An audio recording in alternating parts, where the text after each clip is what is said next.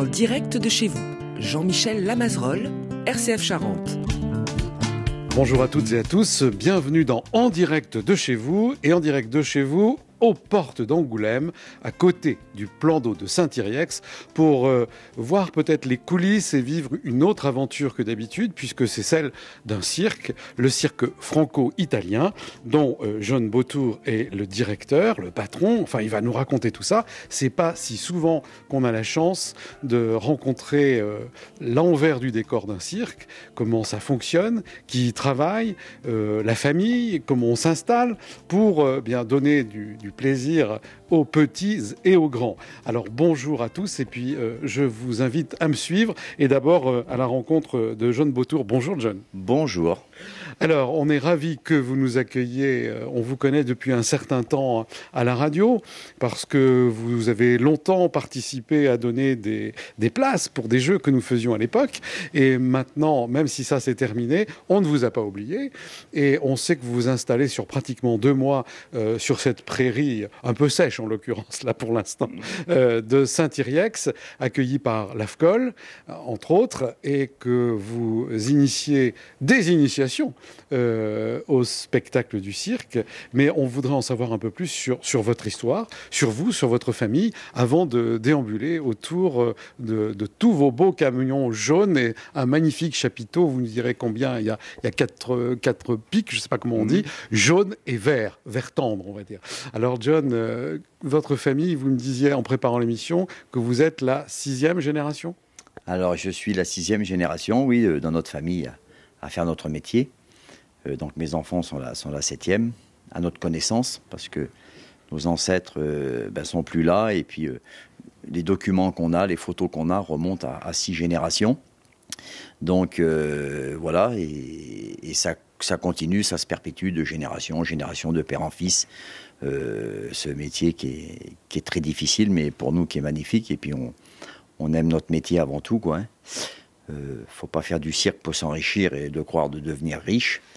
Nous, on fait notre métier parce qu'on est né dedans, comme beaucoup de familles de cirque, comme nous en France. Il faut savoir qu'on est un des pays en France. La France, c'est un des pays où il y a le plus de familles de cirque, ce qu'on appelle un banquis. C'est un circassien, un banquis.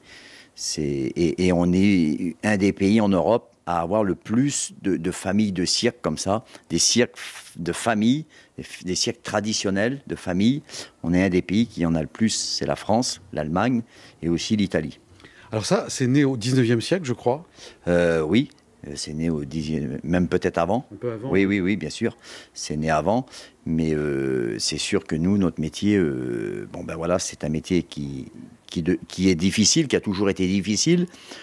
Difficile physiquement, difficile moralement aussi, parce qu'on a beaucoup de contraintes, maintenant on a beaucoup de problèmes, et qu'on comprend pas pourquoi, parce que c'est tellement facile de nos jours, on a tellement les moyens de nos jours. Vous voyez, tout simplement, quand on va demander l'autorisation dans une ville, ici à Saint-Yrieix, c'est exceptionnel, parce que on vient depuis 20 ans, ça se passe toujours très très bien.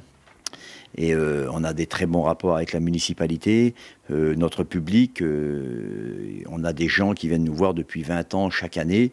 Et chaque année, ils voient l'évolution du cirque, l'évolution des numéros, l'évolution du temps, parce que on évolue aussi, nos numéros évoluent aussi. C'est du cirque traditionnel, mais on apporte toujours maintenant une touche à un numéro. On apporte une histoire, on apporte beaucoup de lumière, les costumes. Et donc, ça reste du cirque traditionnel, mais un peu différent de ce qu'on avait l'habitude de voir dans le temps, quoi. Donc vous l'adaptez à aujourd'hui, j'allais dire, un peu comme tous les métiers, j'allais dire. Hein. L'informatique est arrivée, il a fallu s'habituer, etc. Les goûts des gens ont sûrement changé. Moi, je voudrais qu'on remonte dans l'histoire. Vous me dites 6e génération. Ça a commencé comment dans les archives que vous avez? Vous parliez de photos tout à l'heure. C'était quoi le cirque à cette époque-là? Qu'on se fasse une toute petite histoire avant d'aller se promener. Eh ben, le cirque, c'était un peu la même chose qu'aujourd'hui dans notre domaine à nous, hein, des gens de cirque comme nous, les familles de cirque. Eh bien, c'était différent parce que c'est sûr qu'on n'avait pas les moyens qu'on a maintenant. Si vous prenez un cirque comme j'ai là, à l'heure actuelle, juste avec mes enfants, j'ai 3 garçons, eh ben, il y a 20 ans en arrière seulement, donc c'est hier, hein, il y a seulement 20 ans en arrière, on va dire 30 ans, pour avoir le même chapiteau, il aurait fallu avoir 20 monteurs et des monteurs, quoi, pour monter le même chapiteau. Que là, on arrive à le monter à 4 personnes, 4 hommes. Pourquoi? Parce qu'on a les moyens techniques, que ce soit les treuils électriques, que ce soit les télescopiques, qu'on peut mettre beaucoup de matériel sur palette. Et tout est comme ça. Donc c'est pour ça que c'est ça qui a beaucoup changé, c'est que seulement des familles de cirque comme nous, qu'on n'ait pas beaucoup de personnel, eh ben on a les moyens maintenant de monter un grand chapiteau sans avoir de personnel, quoi, en fait. Et qu'avant, il nous aurait fallu 20 personnes, 20 monteurs pour monter le même chapiteau seulement. Alors vous me faites penser à l'agriculture, moi qui ai connu l'agriculture avec des chevaux, enfin à la fin. Et aujourd'hui, beaucoup de petits agriculteurs sur des petites parcelles. Et aujourd'hui, avec le matériel, ils peuvent faire 200 hectares, 300 hectares. Là où il aurait fallu plein de monde, ils le font à quelques personnes. C'est ça, tout simplement. Vous voyez, pour enfoncer les pieux qu'on met autour du chapiteau, ce qu'on appelle une pince, auparavant, il fallait 3 hommes ou 4 hommes à taper dessus avec une masse. Donc il fallait 4 personnes pour éviter de fatiguer trop, quand on mettait beaucoup de piquets, pour éviter de fatiguer trop, on se mettait à 4, donc ça allait très vite pour l'enfoncer, mais il fallait être 4. Maintenant, une personne toute seule prend un marteau-piqueur, qu'on trouve dans le commerce, qu'on se sert pour défoncer le béton. Nous, on fait tourner la tête, ce qu'on appelle, pour que nos pieux rentrent dedans. Et puis, une personne tout seul, sans se fatiguer, fait le tour enfonce tous les piquets, à l'aide d'un marteau-piqueur. Donc, c'est un progrès c'est ça l'évolution qui nous a permis de pouvoir évoluer dans ce domaine et puis en étant moins de personnel, quoi. Puisqu'on est au montage du cirque, on pourrait peut-être aller voir le chapiteau, puisqu'évidemment, c'est bien. On interviewera tout à l'heure vos enfants. Donc là, on est à côté de ce chapiteau. Il est assez grand. Alors, ça ne veut rien dire ce que je dis là, parce qu'il y a sûrement des très grands chapiteaux. Celui-ci, il est quoi, moyen? Il est quoi? Oui, il est d'une taille moyenne. Il représente 1000 places. Donc, voilà. Il peut accueillir 1000 personnes. Ça reste déjà quand même un chapiteau de taille moyenne, mais quand même assez important. Comme on sait que les chapiteaux, ça peut aller de 50 personnes, de 50 places à 2000, à 3000, à 5000. Donc, tout dépend de la taille du chapiteau, la taille de votre gradin que vous avez à l'intérieur. Celui-là contient 1000 places. Donc, pour une famille de cirque comme nous, ça représente déjà un beau chapiteau, quoi. Oui, j'imagine. Donc, il y a des camions. Vous avez combien de camions? C'est juste pour qu'on ait une idée, un peu, quand vous vous déplacez, combien vous avez de matériel sur la route? Là, on doit avoir à peu près une trentaine de cartes grises. Donc, ça représente une trentaine de véhicules, entre les gros camions, les petits véhicules et toutes les remorques. Ouais, ça représente à peu près 30 cartes grises, 30 véhicules sur la route, quoi. Donc des semi-remorques pour mettre le chapiteau, j'allais dire toute la structure en fer, tous les piquets, et puis ensuite on voit des voitures de publicité, on voit des camionnettes, on voit les Manitou, et puis aussi, il ne faut pas l'oublier, ça je voulais qu'on en parle, tout ce qui est ménagerie. Parlez-nous de la ménagerie, justement. Et oui, la ménagerie, les animaux, ça prend, c'est sûr, énormément de place parce que il y a beaucoup de matériel. Et puis maintenant, nous, pour le bien-être de nos animaux, on monte beaucoup d'infrastructures. Donc ça prend de la place, bien sûr, il faut le ranger après dans les véhicules. Et nos véhicules sont homologués, comme là, les véhicules de transport, que ce soit pour les chevaux, pour les chameaux, les dromadaires, les lamas, enfin tout ce qui est animaux domestiques, exotiques. Faut que nos véhicules soient adaptés pour eux, malgré qu'on ne fait pas beaucoup de kilomètres. Nous, quand on se déplace, le maximum, vu le carburant qui n'est pas très cher en ce moment, donc on essaye de rouler le moins possible. Alors, mais en attendant, il faut que nos animaux, pour le transport, il faut qu'ils puissent se tourner dans leur compartiment, vous voyez, et il faut qu'ils puissent se coucher. Donc, tous les véhicules sont adaptés pour le transport, pour nos animaux, puis ça prend énormément de place, quoi. Mais là, on voit une lionne, je pense, qui est en train de nous regarder, qui se dit je ne peux pas parler à la radio, mais je suis là, qui est couché, qui fait sa sieste, et on voit qu'elle a de la place. Oui, ils ont un peu de place, ça va. Ils ont un peu de place, ils ont leur cage de détente qui est couverte aussi, parce que je suis un des rares à avoir une cage de détente comme ça, qu'elle est couverte au plafond pour que ce soit l'ombre l'été, et puis la pluie quand il fait mauvais temps, l'hiver ou quoi que ce soit. Donc c'est vrai que là, ils sont bien, ils rentrent, ils sortent quand ils veulent. Et c'est mes trois vieilles mémères que j'ai qui me restent là. Oui, parce que vous me disiez tout à l'heure, alors, bon, on imagine un smirmorque et puis de chaque côté, on ouvre les côtés du smirmorque, donc on double, triple ou quadruple la surface. Et là, il y a des grilles, évidemment, pour ne pas être en contact direct avec les animaux, plus des barrières autour. Et ils ont de quoi se promener. Donc on en parlait en préparant l'émission aussi. Vous m'avez dit qu'en 2018, les animaux sauvages, donc 2028, pardon, comme cette lionne, qui n'est pas si sauvage, évidemment, puisqu'elle est née en captivité, mais vous n'aurez plus le droit à ce moment-là de produire ces animaux dans un spectacle. Oui, ce qui est bien dommage parce que c'est vrai quand ils disent les animaux sauvages, c'est un grand mot. Il n'y a aucun cirque qui a eu des animaux sauvages, hein, ça n'a jamais existé. Tous nos animaux qu'on a qui sont non domestiques, c'est-à-dire ça veut dire que n'importe qui ne peut pas détenir ces animaux sans avoir des documents, sans avoir des compétences de connaissances en la matière. Donc, mais ce ne sont pas des animaux sauvages, ce sont des animaux non domestiques. Donc oui, c'est sûr que cette loi a été votée, elle sera applicable bien sûr en 2028. Il n'y aura plus de fauves, il y aura plus de fauves dans les cirques, quoi, en France, sur le territoire français, quoi. On ne pourra plus voir ces magnifiques animaux sur la piste, travailler sur la piste au grand regret de notre public parce qu'on a beaucoup de gens qui nous demandent comment que ça se fait et qui ne comprennent pas pourquoi que cette loi est passée comme ça subitement, surtout qu'on était un des pays en Europe à avoir le plus de restrictions pour ce genre d'animaux et avoir de contrôle et avoir des règles.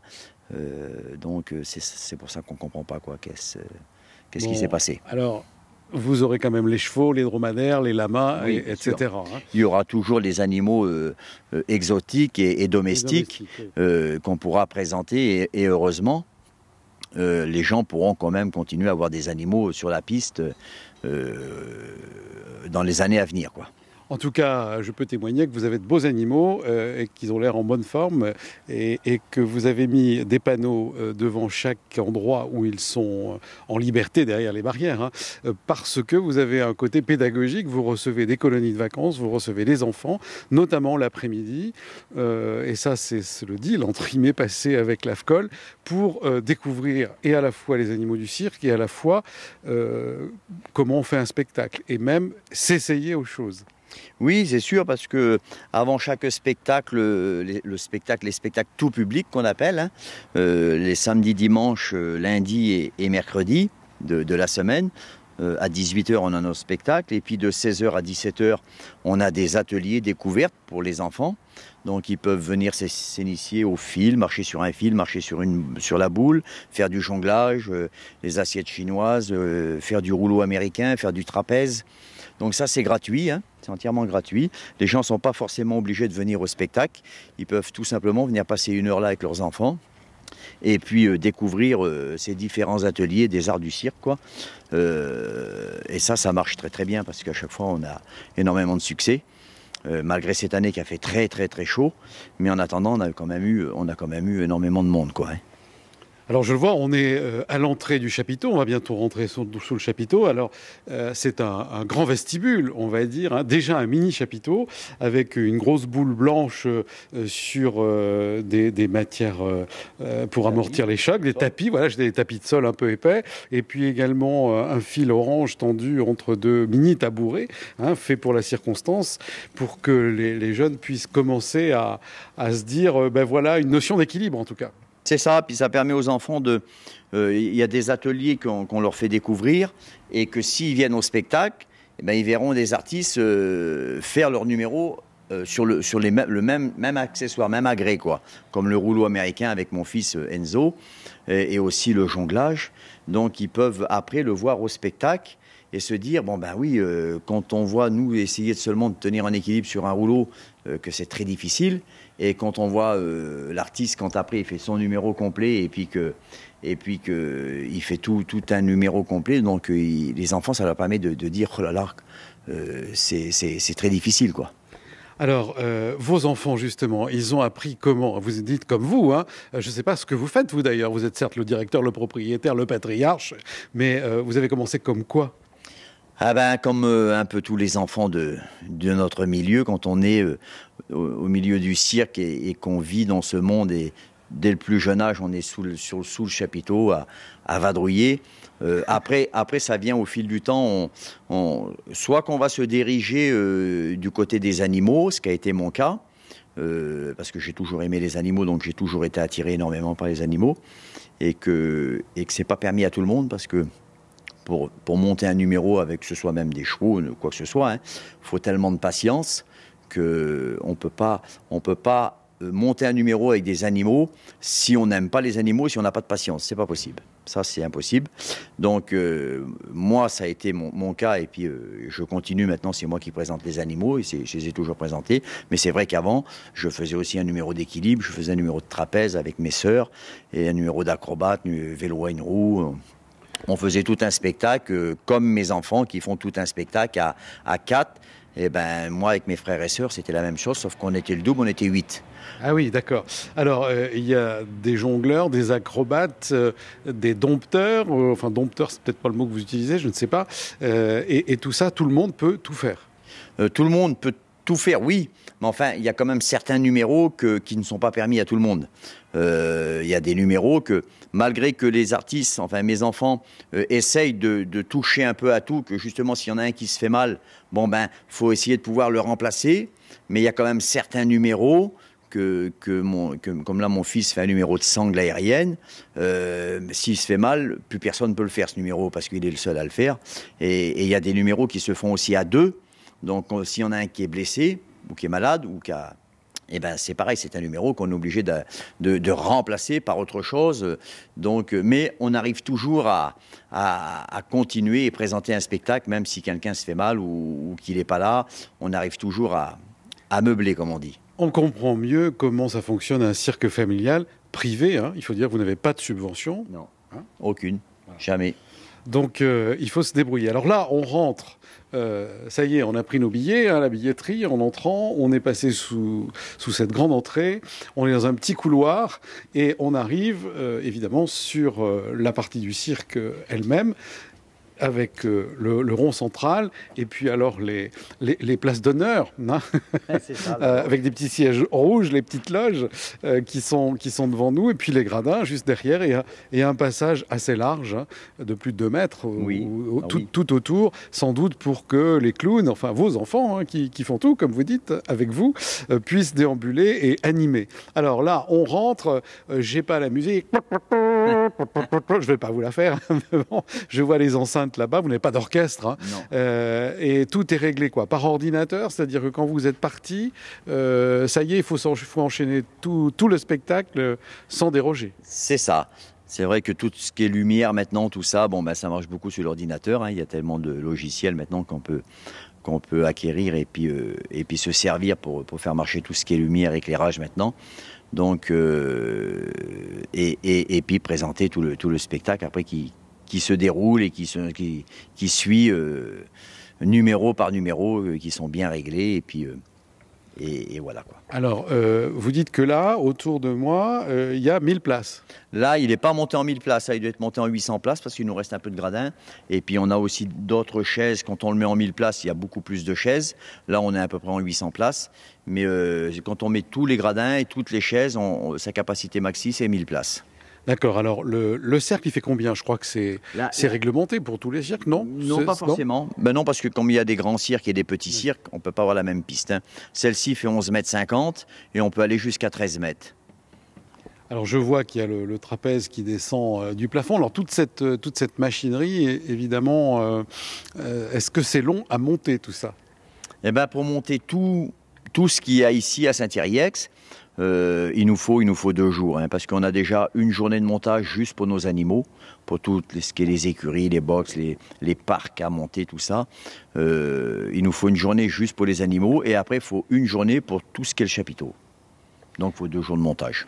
Bien, alors, puisque maintenant on a compris comment ça fonctionnait, comment est-ce que, quand on rentre pour le spectacle, comment est-ce que vous concevez le spectacle? Je suppose qu'il y a des classiques, il y a des rythmes, parce qu'il faut pouvoir aller se changer, et il faut pouvoir amuser les gens pendant que vos fils sont en train de se changer pour un autre numéro, préparer les animaux. Oui. Comment est-ce que vous concevez le spectacle? Et puis on va peut-être sortir, parce que j'aimerais bien poser une ou deux questions à vos enfants. Voilà, exactement. Eh ben, c'est sûr que le spectacle, c'est ça, c'est que quand il y en a un qui fait un numéro, les autres vont se changer, en profitent que lui fait son numéro sur la piste pour aller se changer ou chercher les animaux pour pouvoir les emmener dans les coulisses, les préparer pour que moi, après, je fasse mon numéro avec les animaux.